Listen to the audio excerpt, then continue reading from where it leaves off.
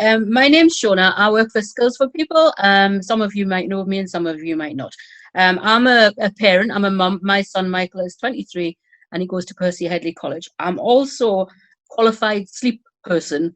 So today I'm just going to give you a little overview of things to help you sleep, because I know a lot of people are worrying about stuff at the moment and sleep's being affected by everybody. Okay. So the first thing I like to say is try not to worry, because all this COVID stuff, I know it's scary and stuff, but try not to worry about it. But I think the most important thing to do is, if you don't understand it, ask somebody that you trust to explain things to you. Don't think there's any silly questions, because there are no silly questions, okay? And if you understand stuff, then you can process it better, okay? You can also look for easy read stuff. Obviously, Skills for People do that sort of thing as well.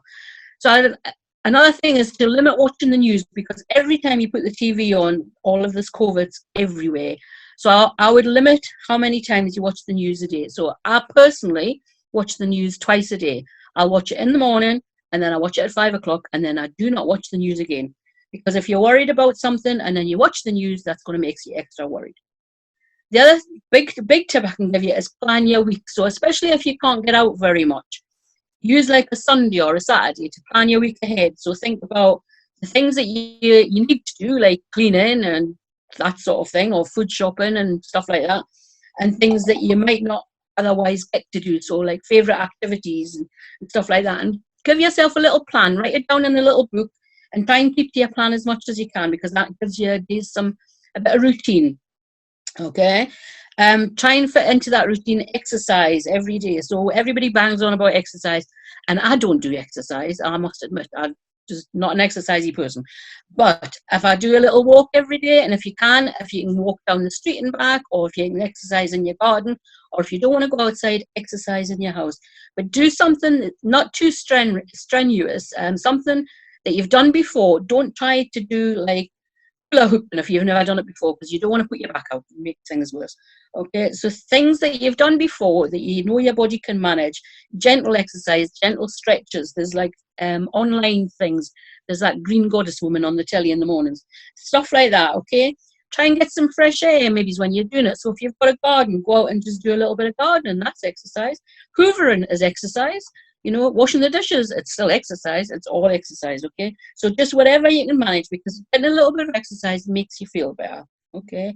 So try and get some fresh air if you can. If you can't go out for a walk, if you're not allowed to and you've got to stay at home, stand at the front door or open the window, because you're still getting fresh air, okay? If you have got a garden, go in your garden, have a little walk around your garden, sit in the garden, watch the birds, watch the flowers, that sort of thing.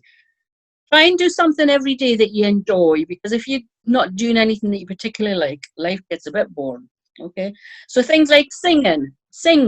I sing. I put music on and I dance by myself, and I hope nobody can see me.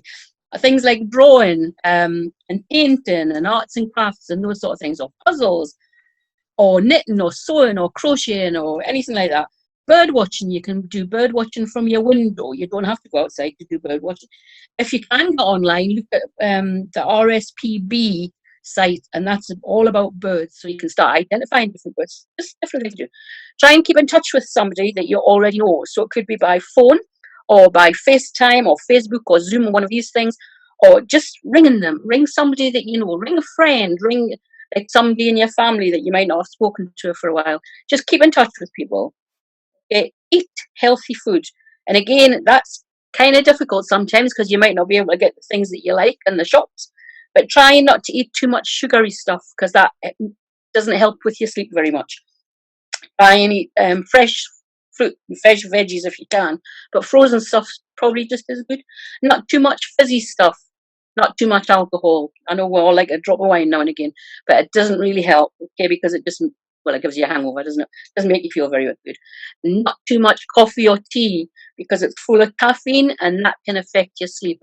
There's a stuff called sleepy foods. We can maybe do that another time. We can do a whole new thing on sleepy foods, okay?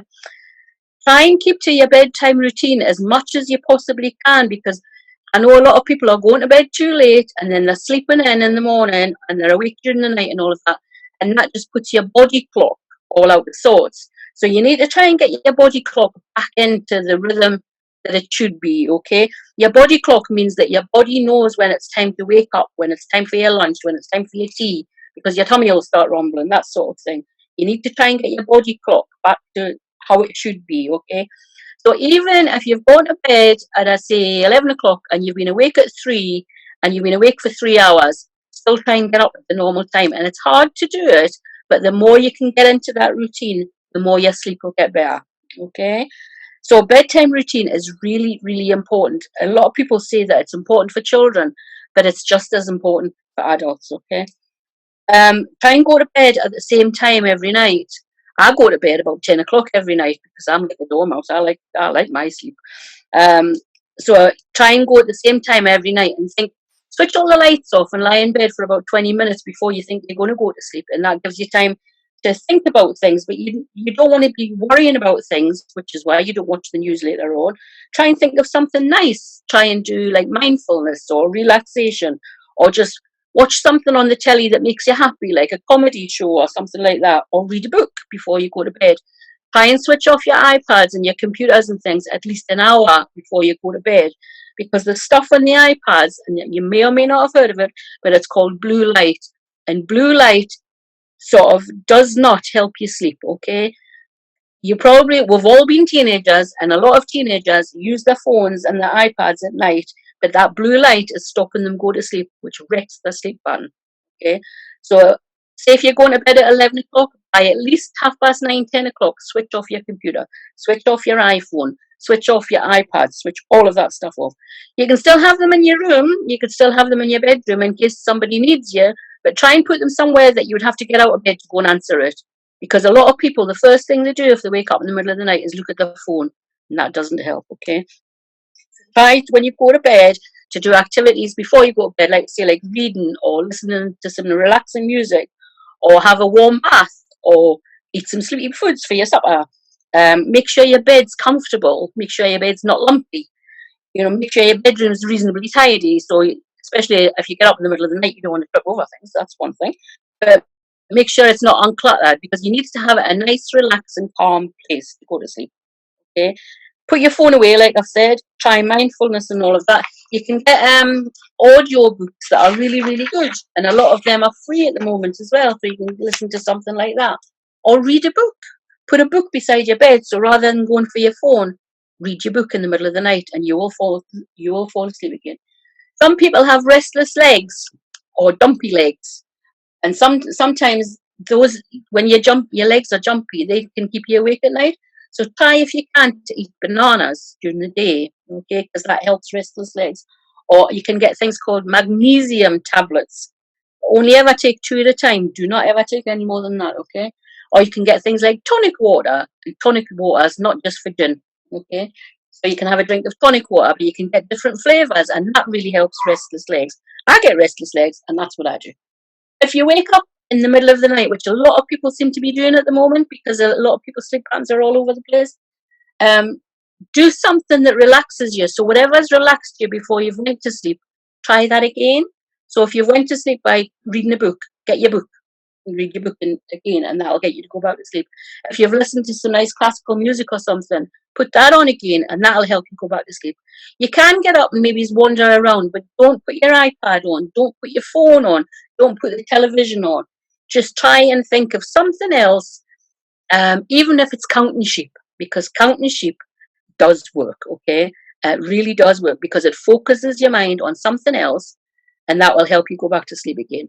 And then when you wake up in the morning, you wake up hopefully more refreshed, but it might take a few days to get your body clock back to its natural rhythm, so don't give up. Sleep tight. I'll see you later. Bye.